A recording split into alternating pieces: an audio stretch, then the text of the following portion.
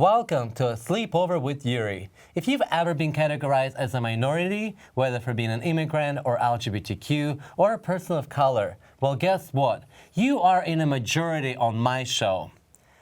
The second we are born, we have value, and that value is equal and should not be measured by our skin color, race, ethnicity, religion, language, or how much money we have in the bank.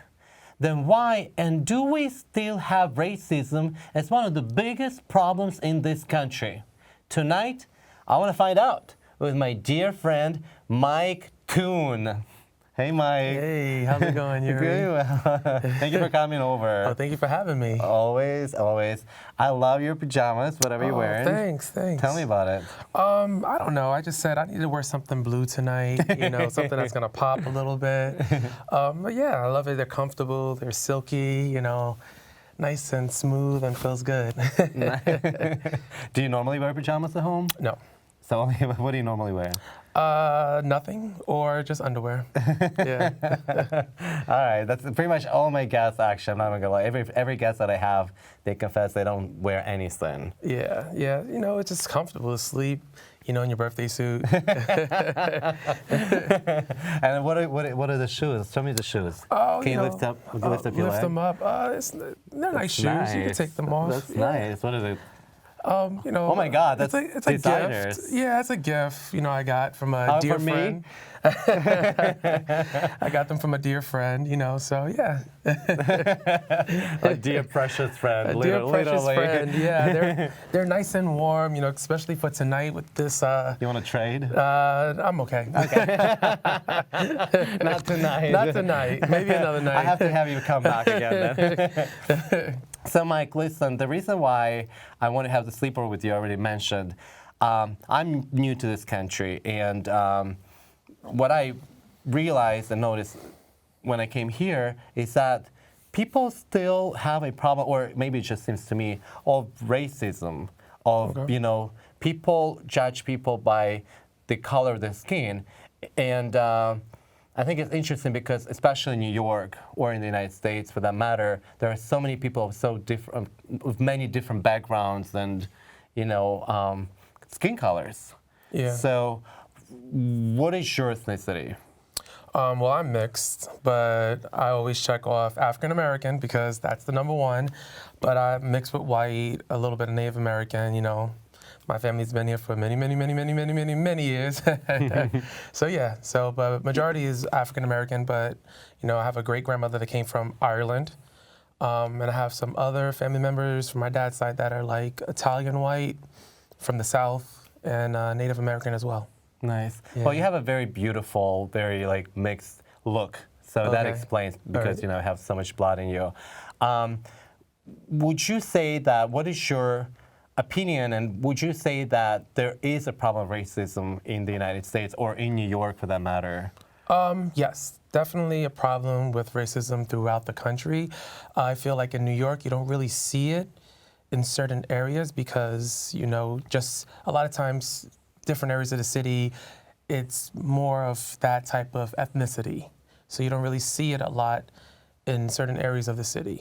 But it's definitely there. Outside the city, you see it a lot more. Going down south, you really see it a lot. But yeah, it's there still. That's a good point you just brought up.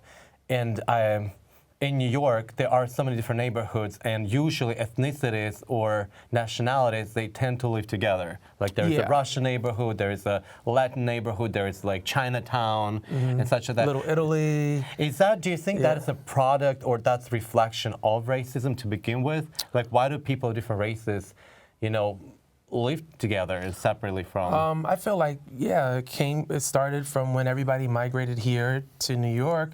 They found their section, they felt comfortable being amongst their natives. And so, they tend to stay within their neighborhoods with people of common racism, race or religion. So, yeah.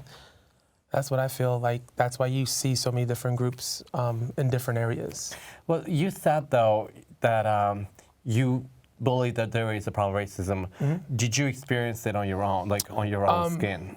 Not at a young age. I didn't really experience it, but once I moved upstate, because in high school my mom bought a house in Rockland County, I noticed a little bit of it more there than actually experience it here in the city. Like, I've heard of it, I never experienced it here in the city because I was really young growing up, and every school I went to, I had a family member work there, so I was kind of like sheltered with family always around me, so I didn't really experience it. But in high school I definitely did experience a little bit more, because being outside of New York City and in suburbia, you have different groups of people who live all within the same neighborhood. And then I come there. I went to my high school. When I went to high school in Rockland County, there was a very small percentage of black people in my school at the time that I went to high school, especially my graduating class.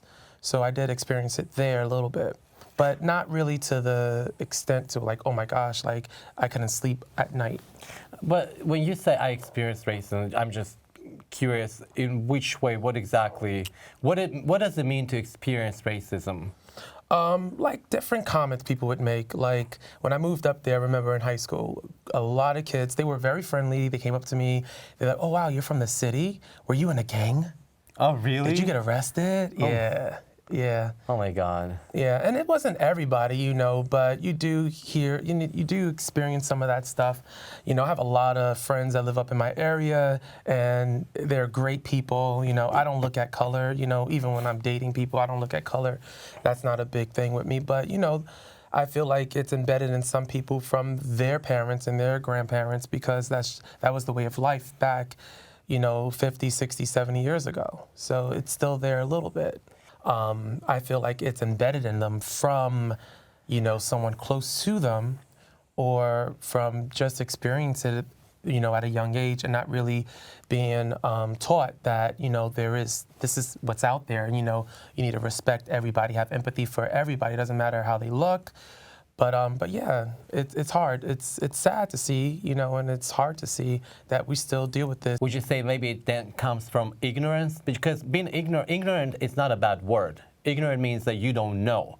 And a lot of white people, like as we talked before, they live in white neighborhoods, and they never even met a black person in their life, except for TV and movies where a black person is always portrayed as a criminal, I don't think all shows and movies portray that, but the stigmatism from so long ago, if you see a kid that's wearing baggy jeans and, a backwards hat or a hoodie on, oh, stay away from them because they may be in a gang, they may be dangerous.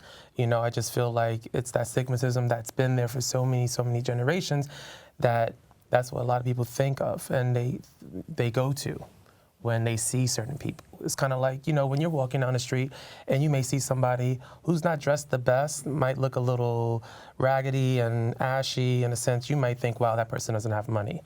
So there's different ways that people give off racism. It may not be just from color, it could be from, what they're wearing, how they look, like what they're wearing, their style, so. All that. Well, I hope you won't find it offensive or anything like that. What does it feel like, well, when I was growing up in Russia, being gay, and, being discriminated for being gay, I just remember that I lived in fear, and I felt like I lived, double life sometimes or whatnot, and definitely a lot of resentment towards, homophobia. Mm-hmm. What does it feel to be a person of color and know there is racism in the country you live in? Like, would you say that you had any negative thoughts or feelings about that at all growing up, or like being aware of that?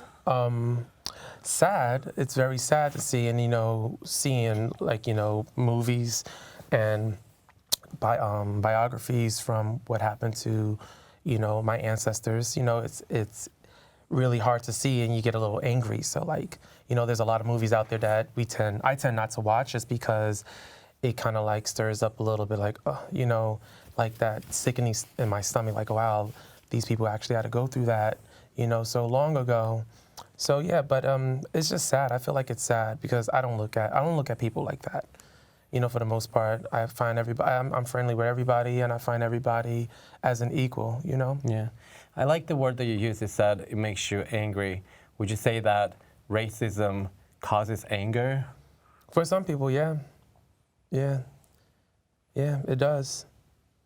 I feel like it's also racism is because people are scared because someone's different or something is different, So, yeah, it's just a sad thing that we tend to experience in life. Some people don't have to experience it. Some people do experience a little of it. Some people experience a lot of it. All depends on where you grow up and where you are. So yeah, it's just I feel like if the world was more empathetic to one another, we wouldn't have these issues that we are having. But we live in a world that there's a lot of selfishness. Yeah. Yeah. Yeah. So what I like about you, Mike, is that, and I think I told you this before, every time I see you, every time I talk to you, and of course I understand that nobody lives in a la la land, life is tough, but you seem to have such a great attitude, always a nice smile and a good laugh. And where do you get your strength from? Because you're not an angry person. You're the happy person who always has something to say and share strength with other people. Where do you get that from? I think I get it from my grandparents, my father and my mother too. But I think from hearing stories about my granddaddy, he was very sweet and kind and loving, and I think I get that from him. Also from my grandmas. Like both of them, they taught me, manners. Growing up, there's always Mr. and Miss so-and-so, and always speaking to somebody. When you walk into a room, you say good morning, you say hello to everybody, So I just feel like growing up with those morals and behaviors, it just made me into the person I am today, So yeah, that's what. So just upbringing. Upbringing, yeah. So what about people, not to sound like cheesy, but people of color out there, or just people who experience discrimination and judgment or, problems of that sort of nature, is there anything you could give advice on where to get strength from and how to ignore racism or power through it, if they are not lucky enough to have grandparents like yours? I don't think ignoring is definitely not on the table. Okay. Like nobody should never ignore it, but I feel like being able to, be surrounded by people of like minds, people who are doing things great for the communities, not one community, but for all communities. Surrounding yourself with energies like that, I feel like that could help some people. Also with me, I get my, my motivation. A lot of times, I'm not always chippy and hey, let's go, let's have fun. We all have our times that we are a little under the weather for whatever is going on in life. Yeah. I love listening to my gospel music to find strength. I pray as well. I'm not sure how other people are spiritually wise, but, I pray to God. And I find my strength from him a lot of times when I feel like I'm down. And I have some really good friends. My best friends are all of them, thank God. I have a good group of friends that are there for us, for one another. For me, I'm there for them, and we can motivate each other to get through a lot of stuff. Speaking of friends, are your friends mostly people of color as well, or no? I got friends of all colors. Okay, colors. We're like Baskin Robbins. Okay, all right. United Colors and Benetton. Yeah, no. I have friends. I'm very diverse with friends. My closest friends are 3 gentlemen. They're like my best friends, and I have like 4 female best friends. And they're all mixed, all different races. They're not all one. Category of race. So yeah, I don't look at color, like I said. So I have friends. If we click, if we are in the same wave plane with our minds and what we like to do, then hey, what's up? Let's be friends, and we're friends. Yeah, I totally on the same page with you. It's like, to me, it's still, because I'm from Russia, which I'm not. I came here for a reason because I definitely love New York and I want to be here for a reason. But in Russia, we don't. When you fill out the forms, you don't specify your race or ethnicity. In America, that was one of my surprises, that why do I need to specify my race to apply for, I don't know, anything, go to hospital. Why, what is that for? Yeah. Yeah, well, you're in America. You know, everybody comes to America to start a new life. So that's why I guess they have that little checkbox there. Do you get, or did you experience racism or discrimination within the Black community, the African American community? No. Because you're maybe a little lighter or whatever. No, no, not really. We have our jokes and stuff, you know, when somebody's lighter, but no, none of Like that. what jokes? Just different jokes, different like funny. I can't think of one off the top of my head, but you know, just different jokes. But no, I've never really experienced that. And if I have, I'm like, I'll scratch my head looking at the person like, are you crazy? But yeah, no. What about like dating life? How does it work in terms of going on dates with guys? Like, is there race discrimination and racism in a dating scene? I feel like there is with a lot of people. Really? Not with me, like I said. I don't care. They're like, all enough I to don't please, all care. enough I for don't me. care where the person comes from. As long like if we connect and I find them attractive, then what's good? Like what's popping? Let's go. And what do you find attractive? I find, you know, like everybody has their thing. I like, you know, guys with swag. And when I say swag, I mean, you know, guys that are culturally diverse. People who are business smart, but also go be in the streets and listen to R&B, listen to hip hop, listen to different genres of music, and get down and rock Get a down business, and dirty. rock a a business suit during the day, and then come out and rock a nice casual outfit. You know, that type of swag. You know, that you could put on multiple hats. That's what I like. Nice. And of course, you know, you need to take care of yourself, have a good physique. But, you know, I tend to find people who are like in one box, like they're stuck in this one box. They don't really know a lot about other, you know, genres of music. That's just one thing, but just not a lot about other cultures or just, you know, diverse culturally. Then I tend to not find that person that attractive in the sense of a relationship-wise, because I love culture. I love learning new things. Like I love learning languages too. And when I worked in pharmaceuticals, I learned how to speak Polish a little bit. You know, Really? I learned a little bit of Greek. You know, working in fitness now. You know, my fitness manager, he's Greek, so he taught me a couple of words and stuff. So you know, I love learning new things like that. So yeah, so that's what I find attractive about people is like a guy is if the guy is like that. That's the swag I like. Yeah, I'm on the same page with you. To me, it's like if you're hot, you're hot. It doesn't really matter. I mean, I want to be honest. I do have preferences in like, you know, ethnicities. I feel like we all do, but it's not something that I would, you know, determine whether or not I'm going to go on a date with you because of that. So you don't have any ethnicity preferences at all? To you, just black, No, white, doesn't matter? It doesn't matter. Is it like that for all black people though, or just for you? Like, I can't speak for everybody. I can just speak for myself. Right. But normally, because like, would you say that like black guys normally go out for black guys? Because white guys usually, you know, Like I said before, the people I hang out with are like-minded like me. So the people I hang out with, they don't think that way. They don't do those things, you know. But you said you did experience some racism in the gay culture though, like in the dating world. Like what kind of racism did you experience? You know, I have in the past dealt with someone who had a fetish.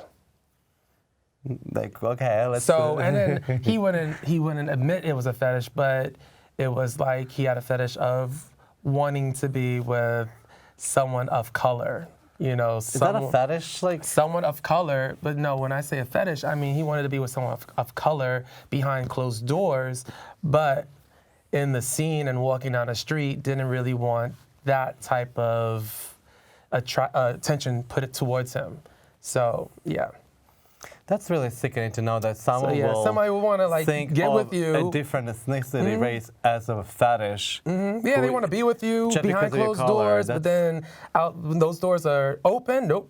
They don't want really to interact with you in that sense. I thought with it one time, and this is going back to my early 20s.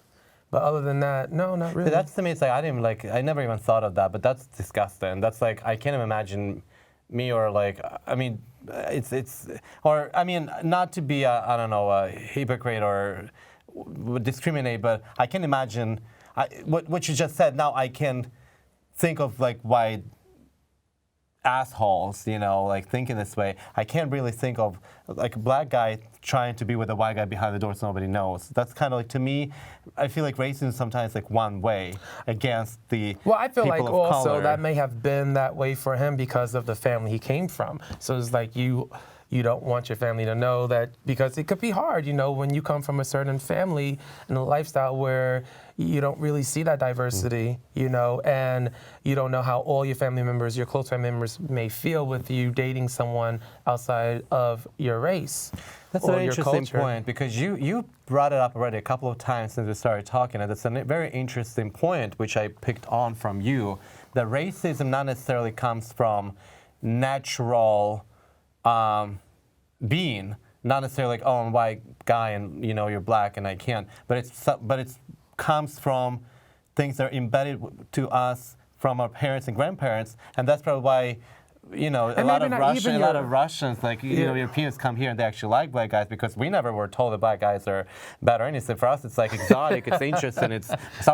We only saw black people on TV, and so we don't have racism. I mean, I generalize, but I can't because I am Russian. But so that's an interesting point, that racism comes from culture that is embedded in people, and if there is racism in the United States, it means that TV and TV culture needs to be changed, or school education needs to be changed, or the way people raise their kids needs to be changed. Yeah. Because that's where racism comes from. I mean, it's from what I'm getting It could come here. from the neighborhood too, so not necessarily the family, but it could come from that environment where you neighborhood. grow up. The environment, yes. So we need to change that. I feel like it is changing, but it's still hard out there. It's very hard, and you see it a lot nowadays. It's scary how much we were going forward, and now it seems like we're going back a little bit, with a lot of stuff. Yeah, it's scary. With one big stuff.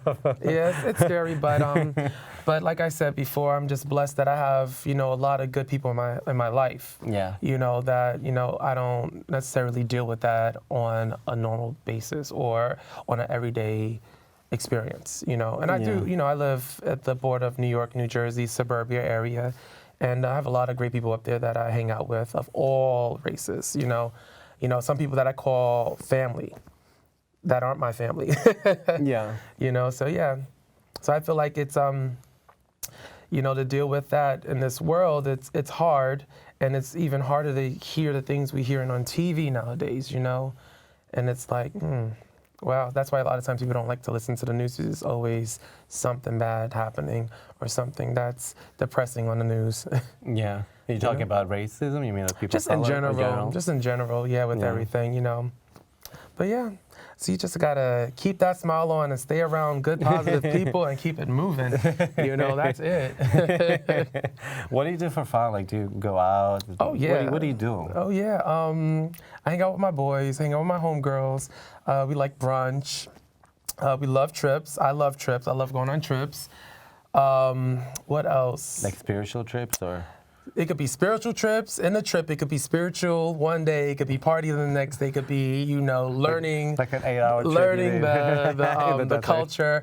But yeah, when I say trips, I like trips that you have to travel and go away for the weekend. I love those things. I love hanging out with my friends and just having a good time. A lot of times we'll be like, okay, we're going to brunch. Like on Sunday, I went to brunch with my friends, and we ended up staying out until like 11 o'clock at night. On Tuesday. No, what was it? No, today's Monday. It was on Saturday. No, Sunday. It was Sunday. Was it Sunday? No, it was Saturday. It was Saturday. I gave him the day of the week. Yeah, Saturday. So we started at 2 o'clock and we didn't end until like midnight.